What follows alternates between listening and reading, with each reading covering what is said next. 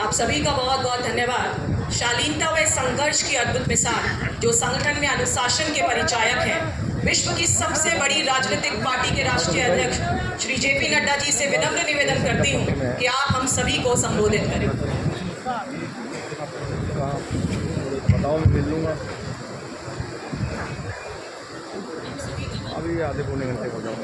आज के इस भारतीय जनता पार्टी के संकल्प पत्र के लोकार्पण के अवसर पर मंच पर उपस्थित हमारे प्रदेश के अध्यक्ष श्री सीपी जोशी जी, हमारे वरिष्ठ नेत्री जिन्होंने राजस्थान को 2 बार नेतृत्व किया, श्रीमती वसुंधरा राजे जी, प्रहलाद जोशी जी, हमारे प्रभारी अरुण सिंह जी, भारत सरकार में मंत्री गजेंद्र सिंह जी, अर्जुन राम मेघवाल जी, सतीश पुनिया जी, अलका गुर्जर जी, सम्मानित मंच और मेरे मीडिया के सभी वरिष्ठ पत्रकार बंधु।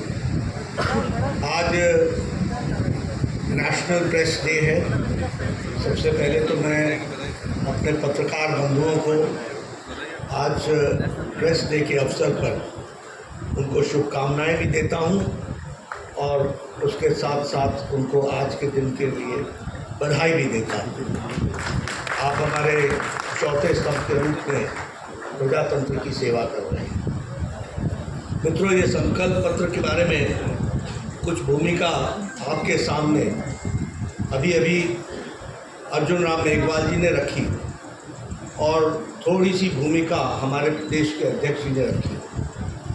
मैं यहाँ आपको एक बात ज़रूर बताना चाहता हूँ कि अन्य पार्टियों के लिए मैनिफेस्टो, विजन डॉक्यूमेंट, संकल्प पत्र ये महज एक औपचारिकता है, पर भारतीय जनता पार्टी के लिए यह विकास का रोड मैप है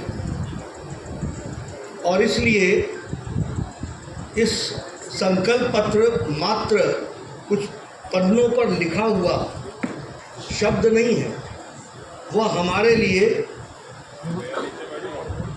जिसको कहा जाए वैसे वाक्य है जिसको हम पूरा करने के लिए कटिबद्ध हैं।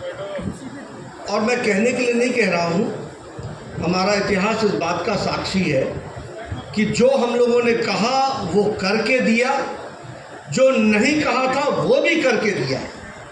इसलिए ये घोष वाक्य जो हमारा संकल्प पत्र का है, उस घोष वाक्य को हम पूरा करने का ये समर्पित है। और इसीलिए आपने देखा होगा कि इस पर ड्यू डिलिजेंस हुई। अभी आपके सामने डिटेल में अर्जुन राम जी ने बताया कि कितने सजेशंस आए और कैसे ये कार्यक्रम हुआ है। दूसरी बात मैं कहना चाहूँगा कि इस अवसर का उपयोग करते हुए what is the difference between BJP and Congress party, इसको भी मैं यहाँ स्पष्ट करना चाहता हूँ। और जब मैं कांग्रेस पार्टी की बात करता हूँ तो मैं यहाँ ये भी कहना चाहूँगा कि कांग्रेस पार्टी 5 बातों के लिए 5 साल में जानी गई। पहला, भ्रष्टाचार, और भ्रष्टाचार में नंबर 1। दूसरा, बहन बेटियों और माताओं का अपमान, नारी सम्मान के साथ खिलवाड़, और महिलाओं के क्राइम में नंबर 1, किसानों का तिरस्कार। डिटेल में मैं बाद में आऊँगा, लेकिन this is the only state जहां बिजली का दर सबसे महंगा और पेट्रोल और डीजल पर वैट सबसे ज़्यादा। अगर मैं बात करूं युवाओं की, तो जितने पेपर लीक्स यहाँ हुए इसने रिकॉर्ड तोड़ा। और जहां गरीब और पिछड़ों की बात है, उनके साथ अत्याचार हुआ। इसलिए 5 बातों के लिए जाना जाता है: भ्रष्टाचार, बहनों बेटियों का तिरस्कार, किसानों का तिरस्कार, युवाओं के भविष्यों से खिलवाड़ और गरीब लोगों के साथ अत्याचार। अगर मैं घोटालों की बात करूं, भ्रष्टाचार की बात करूं, तो इन्होंने वृद्धा पेंशन योजना में भी घोटाला करने से पीछे नहीं है। और 450 करोड़ रुपए का उसमें भी घोटाला किया। अब नहीं लेगा। मैं एक ही वाक्य में आपको बताना चाहता हूँ, मुख्यमंत्री अशोक गहलोत के परिवार का 11,000 करोड़ रुपीस का कॉन्ट्रैक्ट रिसीव हुआ है फैमिली से। ये बताता है कि कांग्रेस किस तरीके से परिवारवाद, वंशवाद, भ्रष्टाचार इनको बढ़ाती है, और अशोक गहलोत उसका एक सैंपल है। जल जीवन स्कैम, जल जीवन जेब भरो स्कैम बन गया और लगभग 20,000 करोड़ रुपए का उसमें घोटाला हुआ। अगर मैं बहन बेटियों की बात करूं तो 10,92,000, nearly 11 lakh cases have been registered against women in last 5 years, 5 सालों में। NCRB के रिकॉर्ड में राजस्थान रेप में नंबर 1 पर है, और नेशनल क्राइम रिकॉर्ड ब्यूरो इस बात को पुष्टि करता है। उसी तरीके से लास्ट फ्यू मंथ्स में, यानी 2-3 महीने में 118 माइनर रेप केसेस हुए। और अगर किसानों की बात करें तो कर्ज माफी आपको मालूम है, उसमें वादा खिलाफी हुई।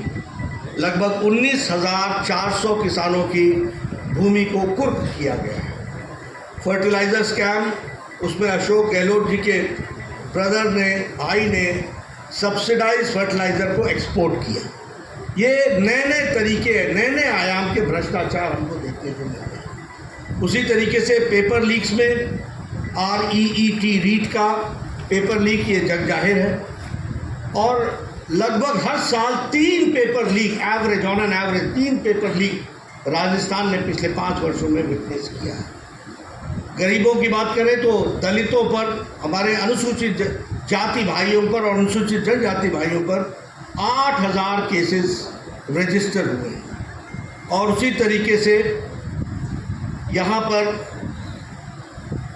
असहिष्णुता, स्यूडो सेकुलरिज्म के नाम पर कुछ लोगों के पूज्य स्थान पर बुलडोज़र चलाना, और कुछ लोगों को सर तन से जुदा होने के लिए नारे और रैली करने के साथ साथ उसको बढ़ावा देना, यह भी हम लोगों ने राजस्थान की धरती पर देखा।